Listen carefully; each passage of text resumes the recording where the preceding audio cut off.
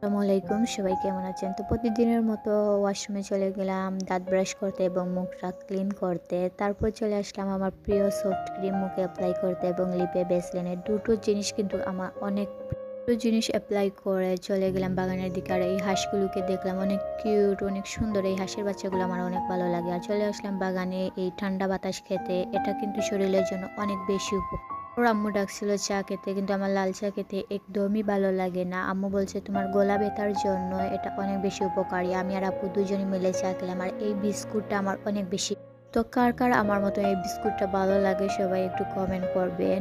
আর তারপর আমার একটু ঘর গোছানোর কাজ থাকে, যেমন বিছানা ঝাড়ু দেওয়া, ঘর ঝাড়ু দেওয়া, ঘরও গোছালো থাকলে গোছানো, এগুলো করে তারপর চলে গেলাম গোসল করতে। গোসল করে কিন্তু অনেক বেশি ফ্রেশ লাগছিল।